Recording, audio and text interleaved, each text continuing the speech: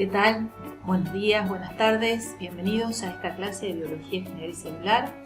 Hoy vamos a completar la unidad número 6, Biología de las plantas no traqueófitas y Biología de las plantas traqueófitas. La evolución de los vegetales ha producido de forma repetida en diferentes estirpes y en diferentes épocas la aparición de formas complejas a partir de otras más sencillas. En ocasiones el proceso ha sido inverso principalmente como adaptación a modos de vida muy específicos. La historia de este proceso evolutivo se puede reconstruir en parte mediante el registro fósil, pero también se puede deducir de la observación de los organismos actuales y su desarrollo ontogénico. Cada uno de los niveles o logros importantes que se pueden delimitar en este proceso de cambio se denomina nivel de organización. En clases anteriores nosotros ya hemos mencionado los niveles de organización protófitos, talófitos, y hoy nos vamos a ocupar de los cormófitos. Vamos a repasar un poquito esto. Cuando se inicia la vida sobre el planeta Tierra, los organismos fueron y siguen existiendo organismos unicelulares. Por ejemplo, célula procariota, cianobacteria. También en el nivel celular podemos encontrar organismos formados por células eucariotas, como por ejemplo Cosmarium, que forma parte de los protistas, y otro nivel de organización unicelulares o agregados poco coherentes, como son la clorela, que son organismos acuáticos. Ahora bien, luego viene en la evolución la organización más compleja de organismos pluricelulares. Tenemos el nivel cenobial, el nivel plasmodial, el nivel colonial, y luego viene el nivel de los talófitos. Este grupo de organismos que tienen este cuerpo vegetativo pluricelular con especialización de células o grupos celulares. Es decir, hay dos palabras importantes acá que empiezan a aparecer: la especialización celular y la comunicación entre las células. El máximo nivel de organización que pueden adquirir el grupo de los talófitos es el de tejidos. Este grupo no llega a contener tejidos vasculares. Hay distintos tipos de talos multicelulares, son como en este caso que nosotros ya vimos, que pueden ser filamentosos. También hay talos plectenquimáticos, que los vimos con detalle en el caso de los hongos. Y hay otro grupo de talos que son los talos foliáceos, como en el caso de la alga ulva, que es este ejemplo, y un talo tisular que poseen pseudoórganos, no tienen órganos, como en el caso de Macrocystis. Todos estos grupos últimos que mencionamos forman parte de los protistas. El talo briofítico está formado por una generación esporofítica y una generación gametofítica. La generación gametofítica es la generación dominante y la esporofítica vive a expensas del gametofito. El gametofito está formado por rizoides, cauloides y filoides. No son verdaderos órganos. El esporofito está formado por un pie, la seta y la cápsula. Ya vamos a ver esto con más detalle. A pesar de los beneficios de los ambientes acuáticos, las plantas invadieron los hábitats terrestres. En la mayoría, en la actualidad, las plantas viven en medios terrestres. La mudanza a tierra trajo muchas ventajas para ellas y moverse a tierra firme también impuso algunos retos. Las plantas ya no podían depender de los ambientes acuosos que le brindaban sostén, humedad, el acceso a los nutrientes y el transporte de los gametos y los cigotos. Como resultado, la vida en el medio terrestre ha favorecido en las plantas la evolución de rasgos que ayudan a superar estos desafíos ambientales. Así, estructuras que dan sostén al cuerpo y permiten conservar el agua. Entre otras adaptaciones podemos mencionar en las plantas terrestres que tienen una cutícula cerosa para evitar la pérdida de agua, contienen gametangios multicelulares, poseen estomas y en la mayoría de las plantas existen los tejidos vasculares que tienen lignina. Las plantas experimentan alternancia de generaciones entre gametofitos y esporofitos multicelulares. Los únicos que no tienen tejidos vasculares son los musgos y las briófitas. Y tampoco tienen raíces. Si miramos un poquito en este árbol pequeño, a partir de una eucariota ancestral, se desarrollan por pérdida de el desarrollo del cloroplasto a partir de las cianobacterias que se incorporan por endosimbiosis, se desarrollan las algas rojas. Como pérdida de la ficoeritrina o el pigmento rojo, se desarrollan las algas verdes. Y finalmente, como evento evolutivo, el desarrollo del embrión esporofítico multicelular dentro de tejidos gametofíticos maternos que dará origen al grupo de las plantas terrestres. Dentro de las plantas terrestres nosotros vamos a tener tres grandes grupos. Las briófitas, que son no vasculares, las plantas vasculares sin semillas y las plantas vasculares con semillas. A partir del alga ancestral, que evoluciona la cutícula, los gametangios multicelulares, los embriones multicelulares, se da origen a toda esta gran diversidad de plantas.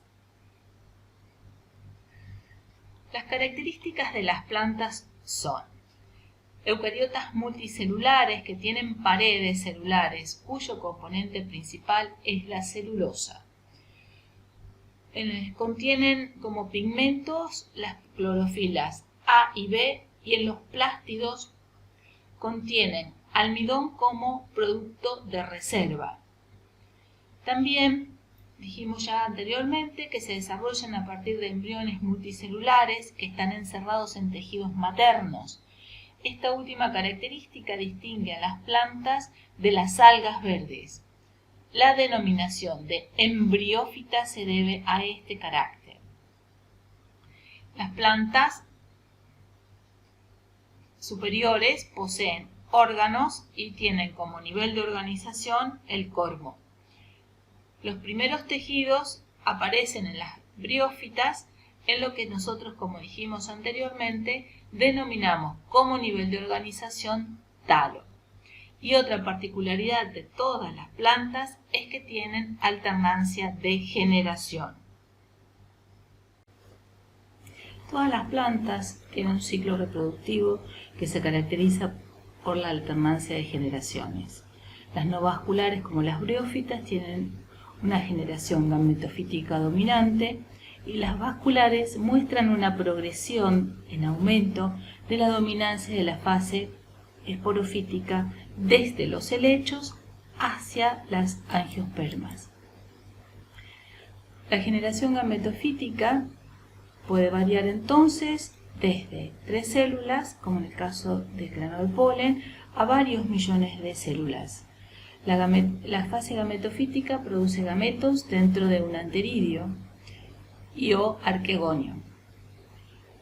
Las gametas son haploides y se forman por mitosis. La fusión de un gameto masculino con uno femenino forma el cigoto diploide. En la generación esporofítica produce esporas dentro de un esporangio que al germinar dan paso a la etapa gametofítica. El esporofito es diploide, las esporas haploides se forman por meiosis. En el caso de las briófitas, se dividen en 3 filum: las hepáticas, los musgos y los antóceros. Cada una de estas tiene características como de ser plantas no vasculares, se caracterizan por habitar ambientes húmedos, tienen una estructura gametofítica y una esporofítica. La estructura gametofítica es el talo briofítico, del cual hablamos anteriormente, que tenía 3 partes: rizoides, cauloides y filoides. El anteridio contiene las gametas masculinas, ya vamos a ver el ciclo, y el arquegonio, las femeninas. La estructura del esporofito se caracteriza por un pedúnculo o seta, y al final se encuentra una cápsula donde se encuentra el esporangio, que va a dar origen a las esporas.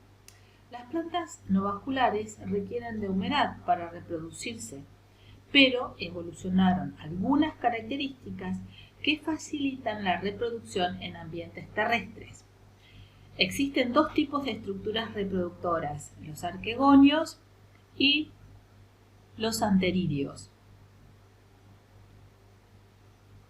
En todas las plantas no vasculares, el espermatozoide debe nadar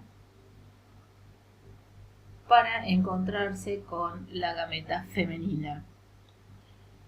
Entonces, en este ciclo, nosotros podemos identificar de color celeste toda la ruta o la vía correspondiente a la generación haploide, y de color amarillo a la generación diploide. Significa diploide, recuerden, número completo de cromosomas característico de esa especie. Y N significa número reducido de cromosomas en todas sus células. Entonces, comencemos.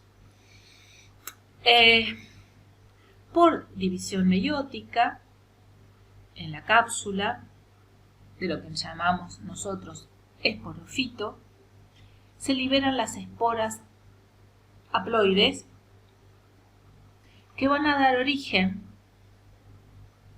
a un gametofito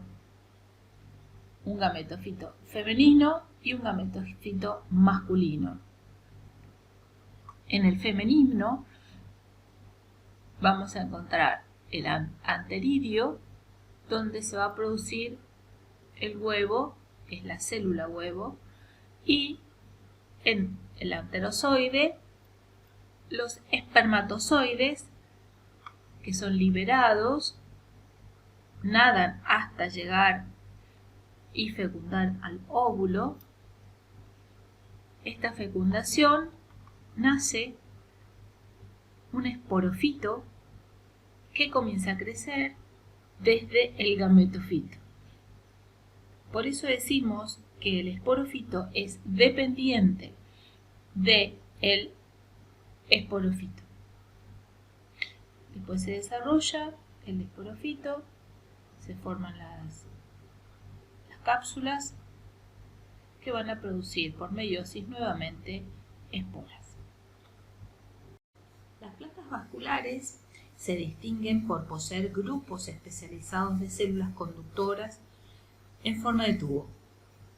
Estas células están impregnadas con sustancias denominadas lignina y desempeñan funciones tanto de conducción como de sostén. Los vasos permiten que las plantas vasculares alcancen mayor altura que las no vasculares. Otra diferencia entre las plantas vasculares y no vasculares es que las primeras, el esporofito diploide es la estructura más grande y notoria, y en las plantas no vasculares el gametofito haploide es el más evidente. Nosotros vamos a denominar el cuerpo de la planta como cormo, que está formado mínimamente por 3 órganos: raíz, tallo y hojas. Estas plantas vasculares, además de los tejidos vasculares, que es una de las adquisiciones más importantes, y la reducción del gametofito y el aumento del esporofito, tuvieron otras adquisiciones, como por ejemplo la independencia del agua para la reproducción, la presencia de tejidos de sostén denominados colénquimas y esclerénquima, la producción de cutina, de Zuber y estructuras especializadas como los estomas, que sirven para el intercambio gaseoso. Veamos un poquito estos tres órganos, qué función cumplen. La raíz está encargada de fijar la planta al sustrato y de incorporar a través agua y minerales. Las características morfológicas son diversas porque van a depender del hábitat. Presenta haces vasculares y en la mayoría, siempre hay excepciones, y esto no sucede en las algas y en los musgos porque no tienen raíces. Es la primera estructura en salir cuando germina la semilla y está constituido por tejidos, una epidermis, una corteza y el cilindro vascular. Y externamente podemos identificar un ápice, la cofia y también ramificaciones que son los pelos radicales. El tallo cumple con dos funciones esencialmente, el de sostén de las estructuras aéreas y el de conducción, pero también tiene otros adicionales y va a depender de las características y adaptaciones que tenga la especie a determinados ambientes. Por ejemplo, puede ser reservorio de nutrientes, el reservorio de agua, incluso puede participar en la fotosíntesis. La superficie externa presenta una epidermis y tiene una importante desarrollo de tejido parenquimático juntamente con la presencia de colénquimas y esclerénquimas y por supuesto la importancia que tiene en el tallo de los tejidos vasculares, el floema y el xilema para cumplir con su función más importante. La hoja es un órgano aéreo que tiene por función la fotosíntesis. Está formada por un folíolo, tiene diferentes formas, colores y varía muchísimo. Las hojas están cubiertas por una epidermis y por la cutina, como dijimos anteriormente, la cutícula que está formada por una secreción denominada cutina. Generalmente nosotros podemos encontrar en la epidermis células modificadas, como son las células oclusivas, que forman y controlan los estomas, y los tricomas, como en muchas que tienen diversas funciones, fundamentalmente la de protección. El tejido parenquimático, sumado a los haces vasculares, forman el tejido fundamental de la hoja que denominamos mesófilo. Dentro de las plantas vasculares, nosotros tenemos las plantas vasculares sin semilla. Dentro de este grupo podemos encontrar las licófitas y los helechos. Las características son terrestres sin semillas, poseen vasos conductores y tejidos de sostén, tienen raíces y un tallo subterráneo denominado rizoma y hojas denominadas frondes. En el embés se localizan los soros, que son ese conjunto de los esporangios que van a contener las esporas, y los helechos viven en lugares húmedos. En el caso del helecho específicamente, tiene un porte herbáceo, pero hay herbóreos. El esporofito, que es la generación dominante, tiene un sistema vascular, xilema y floema, y lignina en las paredes. El gametofito no tiene sistema vascular, el anterozoide es flagelado y la ófera inmóvil. Las esporas son haploides, formadas en los esporangios, y ya dijimos que las hojas se denominan frondes, el tallo es subterráneo y tiene raíces. Respecto de su ciclo, también tiene alternancia de generación como todas las plantas, tiene una fase haploide y una fase diploide. En vez de las hojas, que es en esta figura, esto es una foto, se encuentran los oros. Los oros es una estructura donde se reúnen los esporangios, la masa de esporangios, donde se encuentran el esporofito, que va a producir las esporas haploides dentro de esos esporangios. Se liberan las esporas, se abre la cápsula de un esporangio, esto es un esporangio, se abre esa cápsula, se liberan las esporas y germinan y se desarrollan hasta convertirse en un gametofito. Sobre este gametofito se va a producir las estructuras masculinas y femeninas, el anteridio y el arquegonio, donde se van a producir los espermatozoides y el huevo óvulo. Los espermatozoides nadan a través del agua para alcanzar el óvulo. Es decir, todavía en este grupo de plantas, el agua es un elemento fundamental para producir la fecundación. Se produce la fecundación, se desarrolla el esporofito y comienza a crecer hacia arriba a partir del gametofito.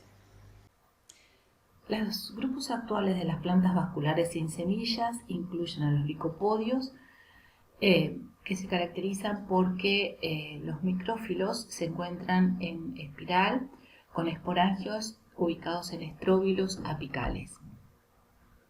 Los helechos, como vimos anteriormente, que están formados por frondes, rizomas y raíces, y se caracterizan porque los esporangios se encuentran en los soros. Y los equisetos, que tienen frondes reducidos a pequeñas escamas, y los estróbilos son apicales. Bien, ahora vamos a pasar a las plantas vasculares con semillas. Estas plantas con semillas se caracterizan porque producen polen y semillas. Los granos de polen son diminutos gametofitos masculinos que portan células productoras. Los granos de polen, se dispersan por el viento o por animales polinizadores. Las características de las plantas vasculares con semilla se caracterizan entonces por poseer semillas, que es una adaptación muy importante a la vida terrestre, y una semilla, por ejemplo, está en esta figura. Tenemos dos ejemplos de una semilla de una gimnosperma y de una angiosperma, que son los dos grandes grupos dentro de las vasculares con semilla. Se caracteriza por tener una cubierta externa, alimento almacenado y un embrión. Hay distintos tipos de semillas, generalmente son muy pequeñas y, como dijimos anteriormente, pueden ser transportadas por el viento, por el agua, diseminadas. O hay excepciones, como en este caso en el coco, que son semillas extremadamente grandes. Se caracterizan por tener un ciclo de vida, como todos los vegetales, de alternancia de generación, y en este caso el esporofito es el dominante y el gametofito es reducido.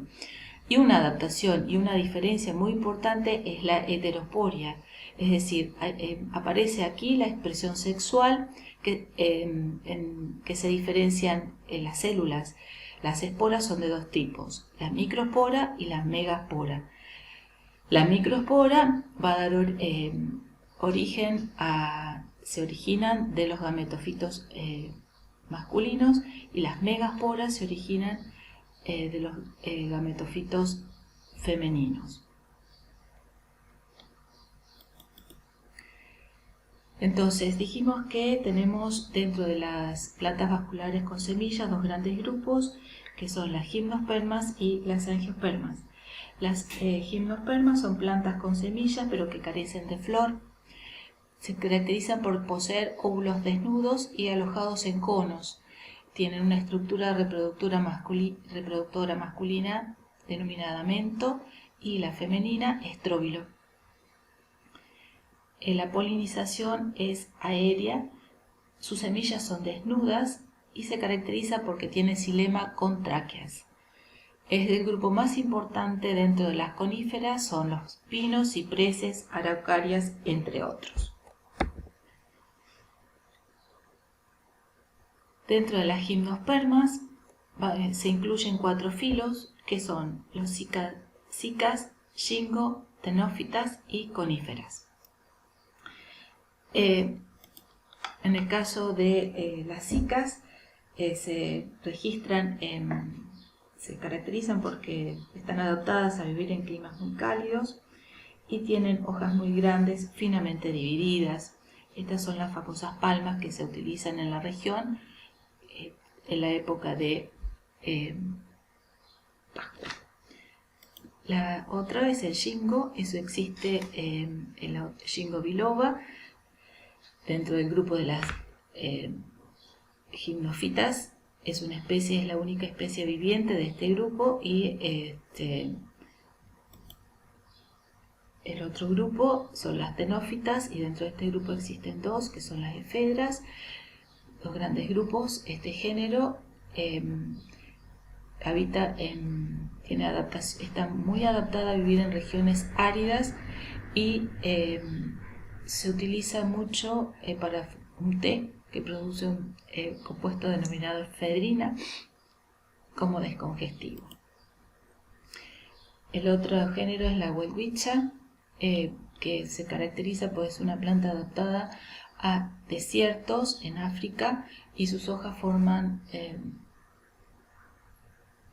forma de grandes correas y con unas raíces extremadamente profundas y ciclos de vida de más de 100 años. Las coníferas están adaptadas a vivir en climas fríos. Las 500 especies que hoy se reconocen incluyen pinos, abetos, cipreses, entre otras. Y las adaptaciones a estas condiciones de frío y sequedad se hacen de 3 formas. Por ejemplo, conservan sus hojas verdes durante todo el año, lo que les permite continuar fotosintetizando y creciendo lentamente en épocas cuando la mayoría de las otras plantas no lo hacen. Por otra parte, las hojas de las coníferas son en realidad agujas delgadas cubiertas por una gruesa superficie impermeable que reduce al mínimo la evaporación. Y por último, las coníferas producen un anticongelante en su savia que les permite continuar transportando nutrientes a temperaturas por debajo del punto de la congelación. Esta sustancia les confiere su fragante aroma a pino.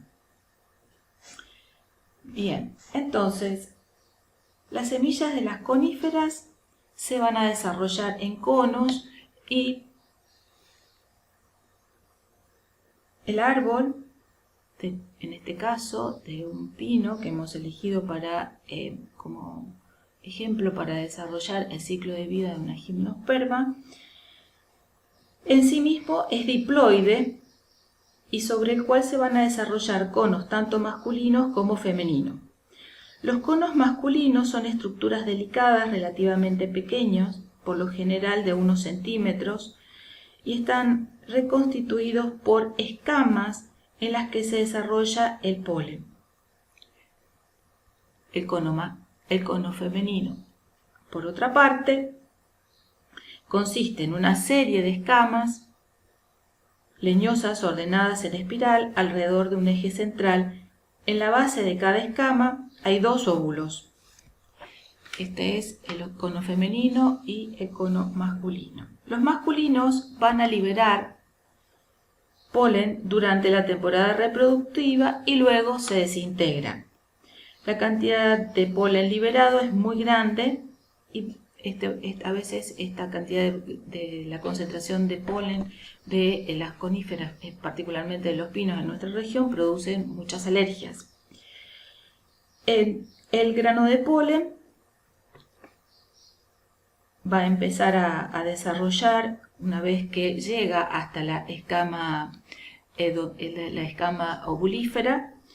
El grano de polen entonces desarrolla el tubo polínico lentamente y a medida que crece el tubo polínico se produce la meiosis para producir las esporas haploides, una de las cuales da origen al gametofito femenino, dentro del cual se va a desarrollar el óvulo o la oósfera. Al cabo de 14 meses, el núcleo del grano de polen va a fecundar a la ósfera, dando como resultado el cigoto, a partir del cual se va a desarrollar el embrión dentro de una estructura denominada semilla. Luego la semilla va a ser dispersada y va a germinar para dar un nuevo esporofito. Bien, vamos a ver ahora el otro gran grupo, que es el de las angiospermas. Es el grupo más importante en la actualidad y se caracteriza como nuevas adaptaciones evolutivas. Es la aparición de las flores y que las semillas están contenidas en frutos. Los óvulos están encerrados en carpelos y tienen eficientes células conductoras de agua. La mayoría son hermafroditas, aunque pueden no haber ahí separadas, flores femeninas y masculinas. Dentro de las angiospermas hay dos grandes grupos que se denominan monocotiledóneas y eudicotiledóneas. Y están basadas las diferencias en caracteres morfológicos y de crecimiento. Así, las partes florales, en el caso de las monocotiledóneas, usualmente se encuentran en 3, en las eudicotiledóneas en 4 o 5. Los granos de polen se caracterizan en monocotiledónea porque tienen un surco o poro. En el caso de las eudicotiledóneas tienen 3 surcos o poros. Las nervaduras foliares en las monocotiledóneas usualmente son paralelas, en las eudicotiledóneas en red.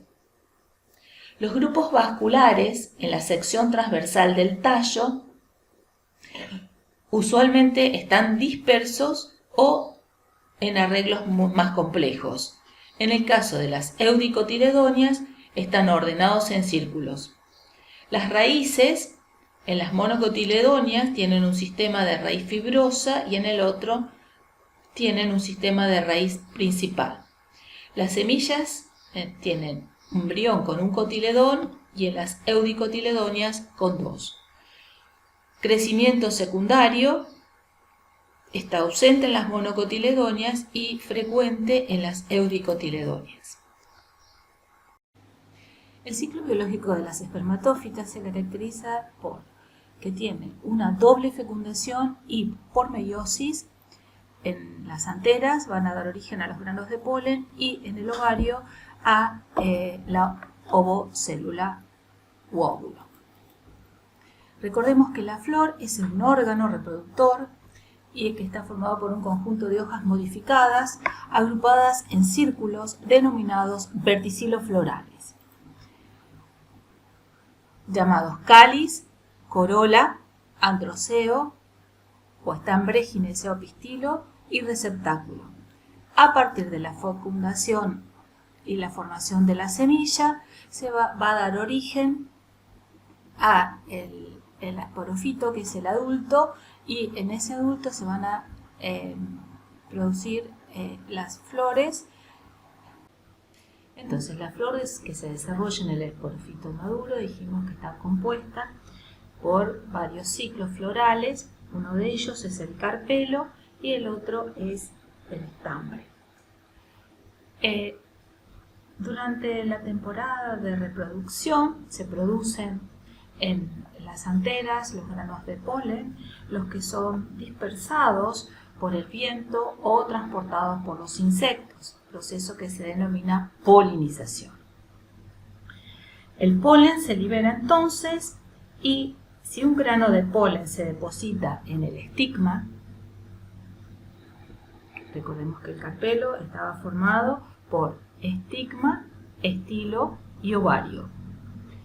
Se depositan entonces el grano de polen en el estigma y una estructura, contiene el estigma una estructura pegajosa que los atrapa y comienza a crecer. Además, estimula esta estructura pegajosa, tiene una sustancia que estimula el crecimiento del tubo polínico, por el cual va a bajar el grano de polen por el estigma, el estilo, y se extiende hasta el gametofito femenino,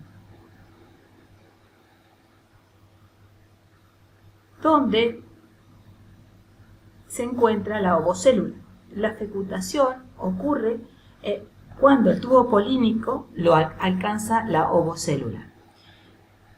El cigoto, resultado de la fecundación, se desarrolla hasta convertirse en un embrión encerrado en el interior de la semilla que se forma a partir del óvulo.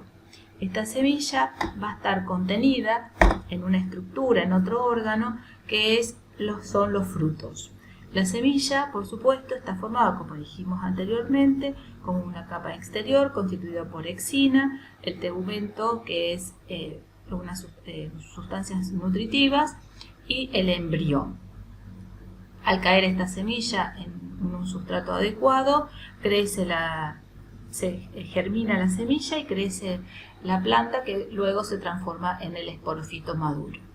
De este ciclo es importante recordar dónde se encuentra la fase haploide. La fase haploide se encuentra en las células que son las que entran en meiosis, que son las microesporas, que van a dar origen a los núcleos del grano de polen, y se encuentran en las megasporas, las células que dan origen a las megasporas, que tienen, como vamos a ver a continuación, que van a dar origen al óvulo. El estambre, formado por las anteras, en un corte transversal de la misma vamos a reconocer los sacos polínicos y las microesporas. En ampliado este corte transversal, vemos que están formados los sacos polínicos por las células madres de las microesporas, las capas medias y el tapetum. Las células madres de las microesporas, por meiosis, van a dar origen a 4 células, denominadas microesporas, que tienen un número n de cromosomas. Estas microesporas se caracterizan porque tienen una pared externa, exina, y una interna, intina. Cada microespora, el núcleo, se divide a su vez por mitosis y uno de los hijos se vuelve a dividir, formándose los granos de polen.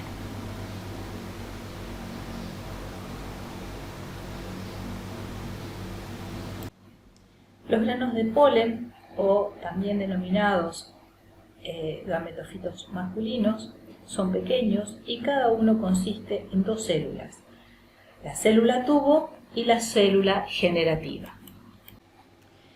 Cada óvulo joven dentro del ovario contiene un megasporocito, célula madre de la megaspora,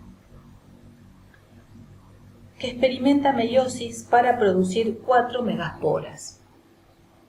3 de estas comúnmente se desintegran y una se divide en forma mitótica y crece hasta convertirse en un gametofito femenino maduro, también denominado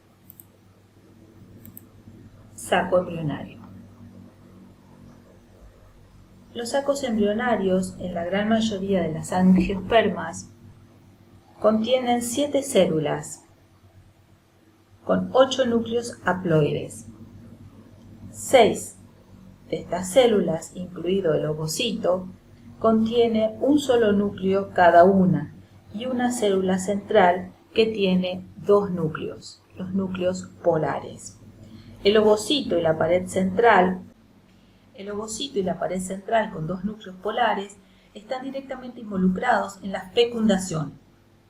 Las otras 5 células en el saco embrionario en apariencia no tienen papel directo en el proceso de la fecundación y se desintegran. Sin embargo, conforme se desintegran las sinérgidas, las 2 células que la flanquean al ovocito liberan químicos que pueden afectar la dirección del crecimiento del tubo polínico. Entonces, vamos a encontrar que el gametofito femenino, el saco embrionario, está formado por un núcleo con 2 N, 3 antípodas, 2 sinérgidas y una ovocélula, 2N, que es la que va a fecundar el núcleo que procede del grano de polen.